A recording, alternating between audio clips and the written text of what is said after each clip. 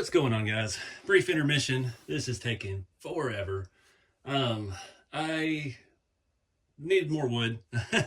That took about 60, 70, 75-ish pieces of wood to do this one wall. The other one, it'll be a little bit less because I've wasted space with the door. You can see I've got a lot of scraps that I cut to fit around the door. So the other side will be basically the same thing, but these will all be solid pieces, and hopefully it'll go a little quicker. That was not fun doing the little section. Worked out though, these two were basically the same size. So I just pre-cut a bunch of them and went to town with that. And yeah, I'm kind of tired. Got the last few down here drying. You can still see there's some wet wood glue sticking out. Ready to stain it. I want to see a wall in this thing. Got a few things to do still. This one we really need to do the door. I should have done the other one first. I've got some scale 2x4s and I haven't figured out yet how I'm going to frame the door So we may wait on that. I want to go ahead and get it stained tonight, so that way we can play with it tomorrow and go from there. I get the wood. This wood comes from Etsy. I think it's Mini Materials. This stuff is all like 100-year-old hardwoods. It's like the scraps from an old lumber mill. And he's got them in all kinds of scale sizes for doll houses. He can make you custom sizes and stuff. It's really cool. It's what I used on the last shop. If you remember this first shop back here, that was old bamboo blinds. And I could not get enough that looked the part to do the rest of it, so I had to use a different kind of wood. I always hated that because that stuff was perfect. It was a blind that had been outside for years, and all the blades on it were different. So, yeah, it is what it is. The other one came out great using this technique.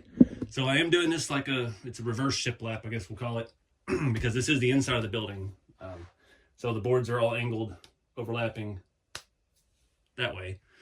If you're looking at it from the outside, it would be the other way. So that's why it kind of fits. Yeah, not worried about the seams. It works out doing these in even 2-foot sections. These are 1-foot long pieces. So we've got a beam here, beam right in the middle, beam here, and a beam here. So in reality, if you were putting up these boards from the outside, all of your seams would be behind your beams, because you don't want to have a board gap in the middle where there's nothing to hold them together. It could get pushed out or knocked in or whatever. So that's the thought behind that. I kind of looked at these boards as I go, trying to find certain patterns. I didn't at first. I did some over here. You can see they're all kind of the same. You get further down here, you start seeing some different grain, different shades, some dark spots. I really started paying attention to it later on in the process than I should have, but I'm just trying to bring out, because all this gray and this brown and these dark spots and stuff will really pop out once we get the stain on it. Now, I'm not going to do any hammering or anything on this. This stuff's pretty fragile. This is, I think it's 3/16 thick. It's pretty thin stuff, so I don't want to risk knocking it off our board here. And it's too thin to hammer and beat on by itself. But you got to think too, we're building this backwards. So typically I would put the beams on top of this now and nail it down and do all that. We already got that part up, so we're just kind of coming from the back in, and you're going to have the beams over it. We've got the cross beams over it, so you're not going to see as much of this as you think, but it's that depth. It's having those layers. The door is going to be framed out. The door is going to set up a little bit off of this somehow. Haven't figured all that out yet. We really need to do the door here pretty soon. Probably not in this video. We'll probably save that for the next one. But I think let this dry, go ahead and stain it, and we'll at least get this up tonight in the shop and suffocate ourselves with paint fumes or stain fumes, and at least get a look at it, because I gotta be able to see it before I go to bed.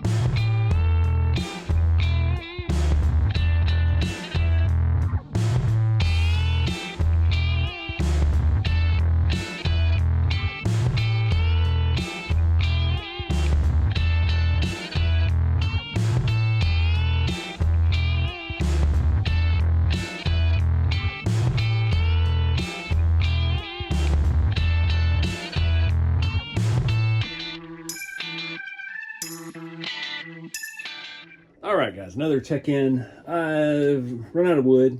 I've kind of got it laid out here. I've got enough to do this much of the last wall. I ordered it. Today is a Friday, unfortunately. I didn't get any shipping notice or any contact, so yeah, it probably won't be till Wednesday or so when I get it, at the best. I remember from the last piece, it was 11 pieces for the windows between them, so I had some odd size stuff left.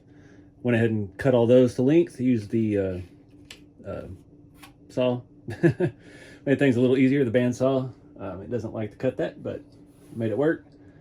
I ordered 100 more pieces. I probably only need like 60, but they only come in 10, 50, and 100, so yeah, we'll have some extra for the next build. I have some wood left over from the other build, and I had it out the other day, and I have no idea where it is. I've looked and looked, I can't find it. So we're at a standstill at this part. So let me show you the stain and how it looks. So here's where we're at on this. I'm procrastinating on doing the door. I want to do styrene. So what I'm doing with the door is it's going to be the styrene piece that you've seen me mocking up, the size that fits into that opening. I've got to trim it down a little bit. I didn't want to have to notch a piece of wood, so we're just going to trim the door down just a hair. Bob will still fit through it. It's going to look close enough to scale. The windows are just setting in because this is still very wet, the stain. You can see a couple spots when you get the wood glue on the wood before you stain it. The wood glue does not take the stain, so I did pretty good. There's a few spots here and there. This side is absolutely perfect, and there was a couple spots up here, and then that section got a little out of hand.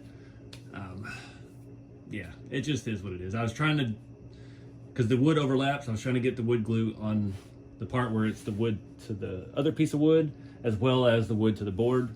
And once I got to the end of that, I found a really easy way to do that, and without getting too much on it. I was just taking the piece of wood and dipping it in the glue that I'd put down on the backer board, and then just putting it on there, and it worked out great. So the next wall should go a lot smoother. Lots of windows, lots of cutting, but like I said, I've already got all that cut for the next round, the next wall. What else? I've got to frame up the door. I've got some scale 2x4s. These are Douglas fir. They've got a pretty good grain to them. Not sure yet how, if I'm going to do them this way. They're not quite the right thickness, so they may just be flat. I'm going to do angle cuts for the corners. We'll stain that up and make the door. So the door, like I said, was going to be this piece of styrene, which I've lost. That's in there. But I want to do rivets, and I finally found some. I've been looking. These are dressmaker pins, so they're real fine. They're a little bit smaller, honestly, than what I needed, but it was the only thing that had a button head type cap on these pins. So I'm just gonna kind of punch holes through and put these through, clip them off on the back to make it look like rivets, and then we'll paint the whole door as a piece of metal, and then we'll weather it and distress it and make it look the part. So I'm kind of out of things to do tonight. I've got one last thing to try. Like I said before, these windows did not come with any glass in them. Usually it's just a piece of styrene. I don't have any flat pieces of styrene. Well, I have enough to do a couple. I don't have enough to do all 6 windows. But I got to thinking, because I don't, we don't have the outside view. This is an old warehouse. So typically my scale garages, the windows are already mounted, and when I stain it, it distresses the Lexan as well. So you get a very cool look. But this being a warehouse, I thought the windows needed to be foggy, hazed over. I don't know what you call it. There's a photography term for it. Somebody will comment it. But I've been looking around the shop trying to find something I can make windows out of. And it's an odd ball size. I measured one. We're looking at 2 8.5 by 3 15/16. So I need 6 pieces that size of something foggy, hazy, distressed. Got an idea.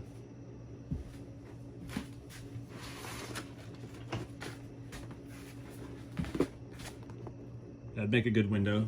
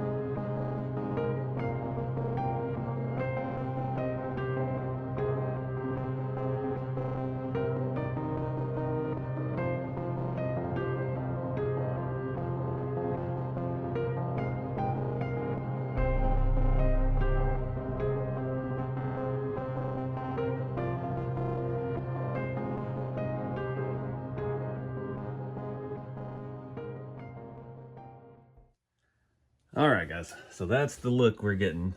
I think this is going to work out great. They're not perfect, and actually found out none of the windows are quite the same size.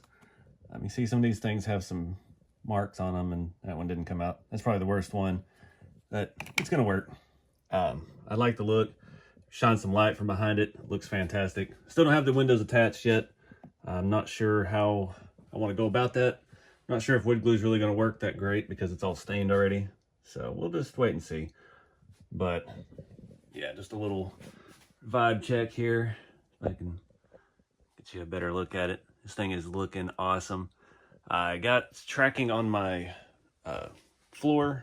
My epoxy flooring will be here to Monday. So we got that to do. We got the door to do. We've got a whole nother wall to do. Still don't have the tracking on the wood for that. And that's where we're at. But really digging how this has come out. I like it. And it kind of works out too. I don't really have any stuff to hang up in this shop yet. Everybody's talking about that on Instagram. What kind of scale details I'm going to put in it. You know, as far as signs and decorations and stuff go, I really don't have anything to spare at the moment. I really, to go with the theme of the building, I need something old. So in this shop, those blue GE signs were actually some kind of display for actual light bulbs. And I cut the sides off of it and made signs out of them. And I really need something like that for this. This needs a warehouse vibe.